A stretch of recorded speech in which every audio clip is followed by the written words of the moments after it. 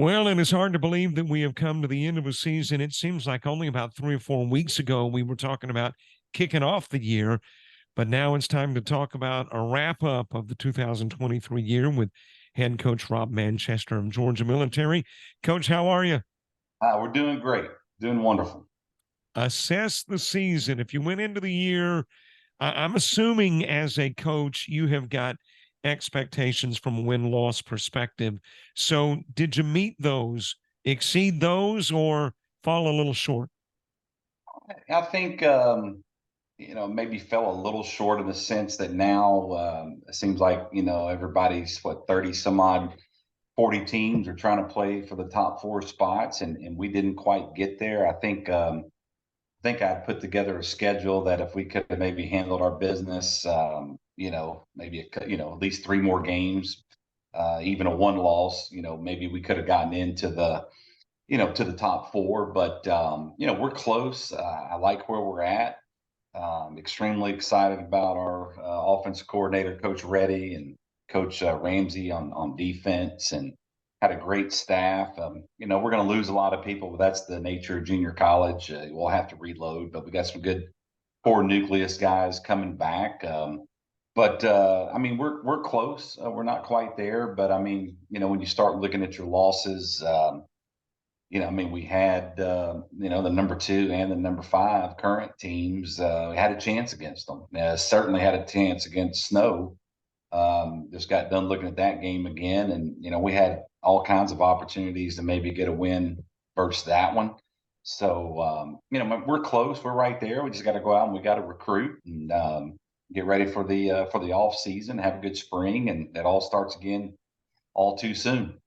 Was Snow the most disappointing loss of the season?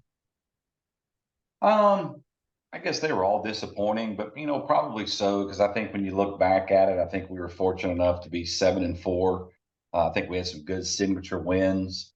We went out there and it was 7-3 almost in the fourth quarter against Iowa Western. I think it ended up being like 13-7 or something in the fourth quarter. Felt like we had a chance there. We just, couldn't overcome, some things there out at Iowa Western.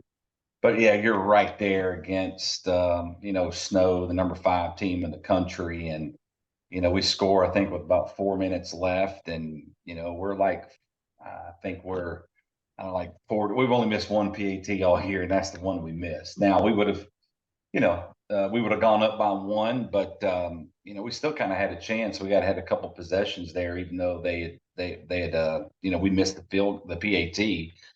But you got to win those type of games. They found a way to win it, and we didn't. And but that's a mark of a good team. When you play Iowa Western Snow, you got to kind of play almost mistake free. But yeah, I would say that's probably the most disappointing. The other one that was disappointing was just didn't really give ourselves a chance against Tyler. We were only down 7 going into the fourth quarter, but just the passes and the touchdowns that we gave up against them, that hurt us. But and then the other disappointing one was DePage. You were there. We kind of self-destructed, not taking anything away from them, but basically kind of 6 mistakes in the kicking game, I think really hurt us. But 7-4 is a good year, number 12 right now, and really good taste in our mouth. Beating Lackawanna that last game. They were number 11 in the country. We beat them earlier, number 9, and two, really a signature win going into the off season. Kids played their tails off up there in Pennsylvania, overcame adversity, and were able to get a big win. And that's something good to go into the off season with. You've kind of already answered this question, but didn't it feel especially good to get the win over Lackawanna, considering that you didn't play the kind of game you wanted to play against DuPage, and you're out of the national championship talk. So that to me became a very significant ball game, the game against Lackawanna, in seeing what kind of team you had after the loss to DuPage. I think so too. That was back-to-back road trips. I think that the way we travel is great. We're fortunate enough to have an administration that allows us to travel like that. And when we do it, we try to travel, despite the bus ride, especially when we get to wherever we're going, like a Division I team. And we traveled well up to DePage, but we didn't play well. And then have to come back the next week, leave on a Thursday night late, a short week, and able to get up there. We sat in about 3.5 hours of traffic right outside of Maryland, which really that kind of put us a couple 3 hours behind our schedule, so to speak. But the young men, I think they were really enthusiastic. We played hard. They were excited. And, playing the team twice, especially like Lackawanna, is not easy. They're always going to be gunning for you, especially after we'd beaten them earlier in the year. And, we got down 14 points to them pretty quick, and we were able to find a way to win it and went up by 10. And then, I kind of had to hang on there at the end. But young men played extremely hard. And, we were able to get a good win against the number 11th ranked team in the country. And definitely, a good taste in your mouth moving into the holidays and recruiting and, getting ready for the 2024 season. And I think where Lackawanna is concerned, since adding them to the schedule where you play them twice is the first time you've beaten them twice in 1 year.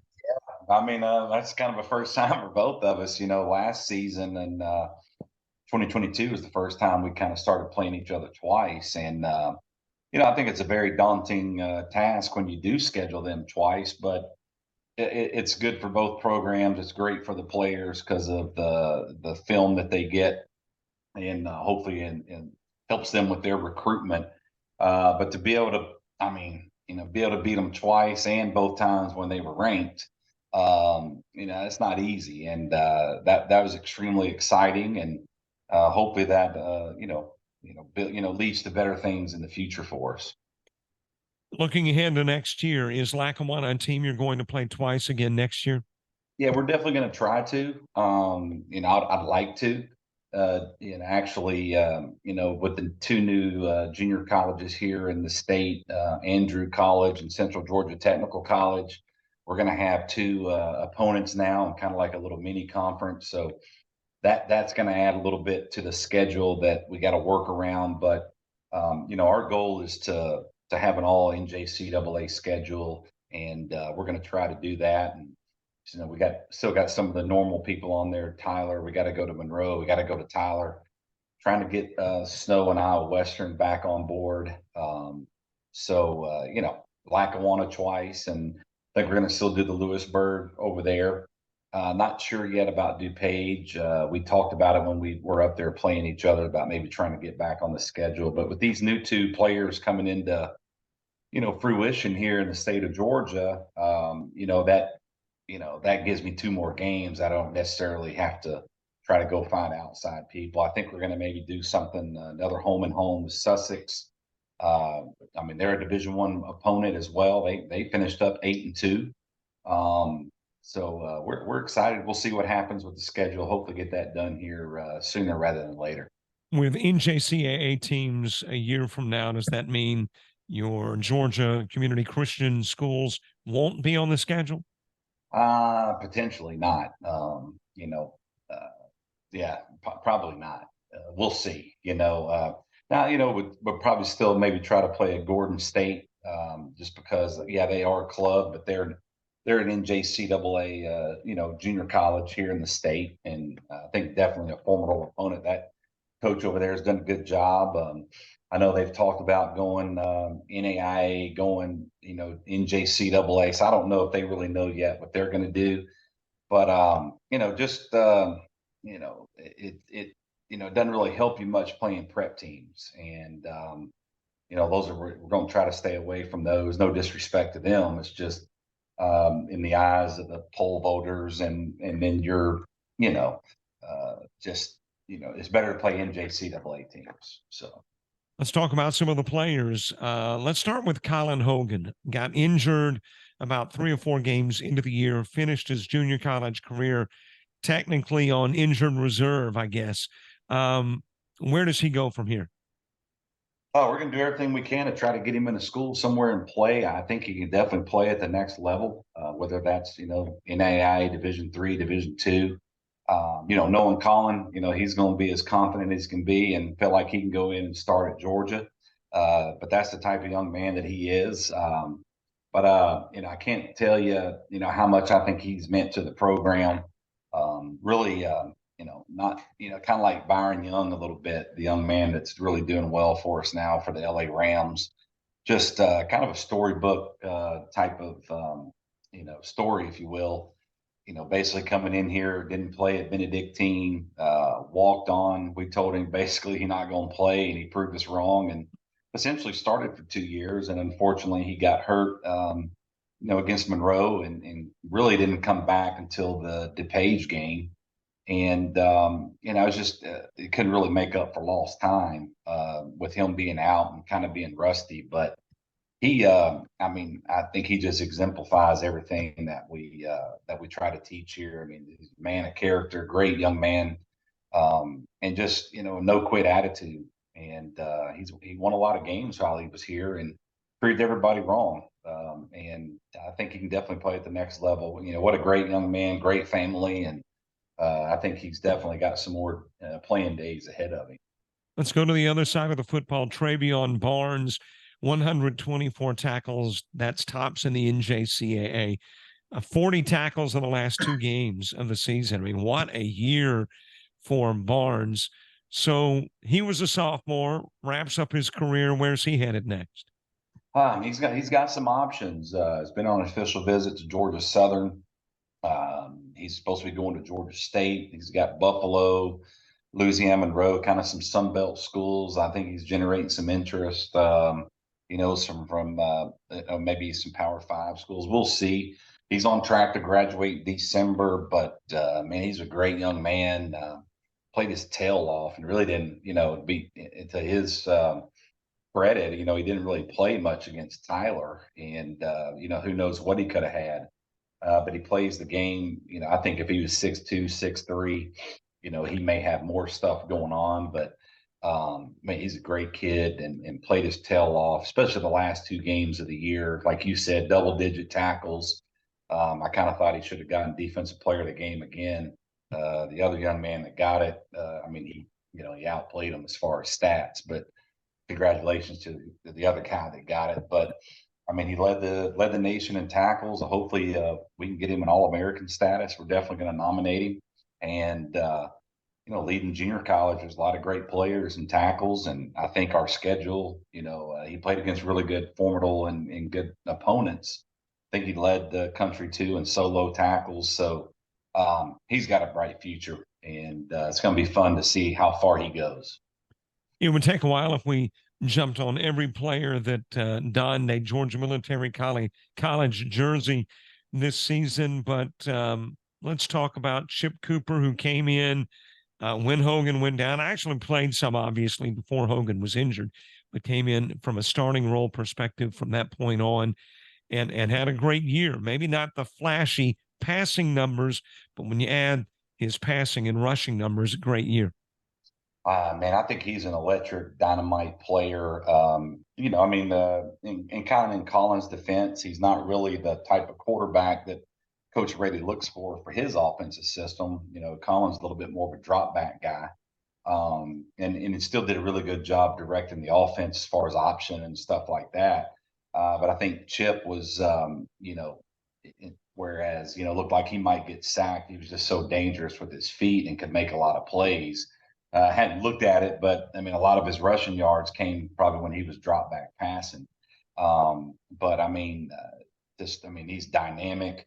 That's another young man really with this new portal and kind of the state of junior college football. He came in here as a qualifier. He turned down a full scholarship offer to go to Mercer to play baseball. And, now he's been offered by Navy to come in there and run the option and stuff. So, he's a qualifier. He's dangerous and dynamic. Obviously, you saw him firsthand. I think he would tell you that, we got to get a little bit better passing the ball. He throws the ball well. That all comes with, another year in the offense, things like that. I don't know if he'll be here with us or not. Obviously the Navy option is a wonderful opportunity of a lifetime. They're talking about him maybe wanting to come in and kind of be a guy that competes for it, but you also got to kind of, you got to want to do that full commitment and everything. But he can play. Extremely happy for him. He was a great kid. Really made a lot of plays for us. One of the main reasons I think him and Jamarion Walker just, we led the country in rushing this year. So in regards to total yards. So he's dynamic, and if he ends up coming back, great for us. So I got to ask about, and I'll move on to coaches after this, but I do want to ask about Traquan Jones. What led to his second half surge? Really had a big game against Lackawanna and really started showing his stuff against Lewisburg. yeah, I put him up for player of the game too against Lackawanna, but he didn't get it. I think obviously Jamarion Walker. I think I know you didn't ask about him, but it's just such a workhorse back there. Doesn't have the speed necessarily, obviously, that Traquan does, but carried a lot of, had a lot of carries, like third in the country in rushing and second in touchdowns. But he was really kind of our stalwart back there at the running back position. I think it took a little while for Traquan to catch on. He was going to play more in a game, but he was late for a meeting or something like that, so he didn't play as much. But I really think he really complimented Jamarion really well, and he's probably one of the faster guys we've had here in our program over the 30 years. And he kind of kept coming into his own. He's a great kid, never complained. He'd been on scout team a little bit, and then was down there.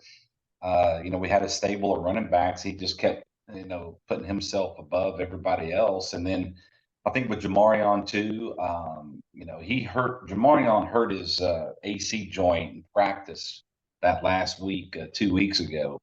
So I think that was also due to why, Traquan, that's really why I only Jamarion only think he had like 20 some odd yards rushing. He tried to go out there and get it done, but just the shoulder didn't allow him. But that also opened up the door for Traquan to get more reps and snaps. And I tell you what, when he's a guy that can get gone on any time he gets through the line of scrimmage, whereas maybe Jamarion isn't. But he's dynamic, and we look forward to having him back.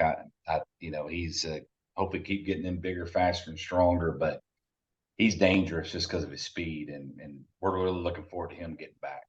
I mentioned coaches, a lot of first year coaches. As a matter of fact, you were the only, no, I think there was one other. So there were two that were not first year coaches. Assess their job, and do we know who's coming back? I know it's kind of fluid where coaches are concerned at the JUCO level too. I would, we got some younger guys that kind of those positions are, they're getting their feet wet here, and you hope it can lead on to some bigger and better things for them. As they're kind of getting their start in coaching. A lot of the guys just got done playing year before last, but really had a good staff. They all did a great job. Philly really, really good about our offensive coordinator, Coach Reddy. And obviously, I think Coach Ramsey's finished up his second season doing the defense. And I think we've always kind of been known for defense around here, and he's continuing that tradition. Thought we played well, but we got to play better in some areas, obviously, both sides of the ball. That's why we coach, I guess. We got to, recruit some more players and shore up some things in the off season that maybe we didn't do as well. I think our pass defense at times, we didn't play as well. Still think we were stout versus the run. Obviously, we ran the ball really well on offense, but I think we got to get to where we can throw the ball a little bit better. But it's going to be a work in progress. But really, really like our coaching staff, and you never like to lose anybody. But if they do, we're going to wish them all the best and help them. We can help them every way we can. And before we leave our conversation today, many folks may not know, but you are also, where the NJCAA is concerned, on the poll committee. I guess I'm sure there is an official term for your position there, but the polls that come out each week where the NJCAA is concerned, you play a role. Yeah, it's made up of administrators and football coaches. There's 12 of us. I guess I kind of got past the baton. When Coach Williams retired, he was always on the calls and the committee with them. I was able to do it that COVID year, and then when I didn't do it in 21, but then the last 2 seasons I was able to be on there. It's definitely an honor. I'm on there as an independent coach, I guess, slash administrator. You got the conferences throughout the country that Kansas, Mississippi, Texas, they'll have an administrator and a coach. Up east, you have an administrator and a coach, and out west, you got an administrator. It may go to a coach next year. It's a good mix of people, and essentially what happens is we basically every Monday we get on a Zoom call and everybody kind of goes over their games and goes over games in their regions and their conferences, and and basically you're voting each week, and then that always comes out on Tuesday or something, I believe, or Monday, and it's indeed an honor to be on there, and it's something we don't take lightly because it is kind of old school in the sense that it's all based on votes. And, obviously the number of junior college teams that play in the country are dwindling. I think there's only 30 something Division I teams. And, Mm-hmm. um, it's an honor to be able to be on there and try to vote on the top 15 each week. And it's fun. But it's a good responsibility to try to get it right and and make sure everybody's represented. So I like the process. I think it's a good thing. The process selects the final four, technically, that will be playing for a national championship. So, despite the fact, I guess the difference being that you had your meeting on Sunday versus Monday, and the polls were released Monday versus Tuesday. Was everything else primarily the same? The meeting in discussing the teams and then voting? Yeah, I mean everything was the same. We just moved it up to Sunday because you had the state championship games and basically the final, four, 2 games of the year. Now Monroe played Sussex the last game of the year, but we were trying to have to wait for the Mississippi champion and the Texas champion to get played, and went ahead and did it on Sunday. It was about an hour and a half long discussion. Per NJCAA rules, there were 3 representatives on the committee that have direct contact with a team that could potentially be in the top 4. So they're able to plead their case, so to speak, or just talk. And then per the rules, they're not allowed to vote. So that went down to a 9-man vote for the top 4. I think we got it right. Obviously somebody gets left out, which was Snow. They're going to be upset. I guess kind of like the field of 64 in basketball. You're going to have some people that are Mm-hmm. upset because they didn't get in, and you're going to have people that are happy because they do. It wasn't an easy decision. It was majority vote for 1 through 4, and East Mississippi ended up getting in there. Not that Snow wasn't worthy. It's just obviously more voters thought East Mississippi should be in there than Snow. But I think it all goes back to just maybe who you think is going to be the best competition for Hutch. Maybe, I don't know. But I think for what East Mississippi did throughout the year, Coach Stevens always does a great job down there. Kind of avenged their 2 losses against Mississippi Gulf Coast and Colin. They all both had really good resumes, and we'll see if the decisions were right or not. But I think it's 2 very 4 very deserving teams to be in there, and I think that's kind of what junior college ball's gone to now. Is you're fighting to get into the top 4, and unfortunately we only have about 3 bowl games, and they're not easy to get to. We personally, GMC, had discussions with some, and it was hard to make it work. But it's been fun to be on that committee, and it was fun to try to vote the top 4. I think we got it right. I will agree. Of course, for those who do not know, Hutch 1, Iowa Western 2, Kilgore 3, and East Mississippi is 4. Coach, a great season, 3 years at the helm, 3 winning years. Can't ask for much more, and we look forward to 2024. And why don't we do this all over again then? They'd be great. We should appreciate you and all the coverage you give us and support, and we look forward to 2024. Coach, great talking with you. Have a happy Thanksgiving. You too.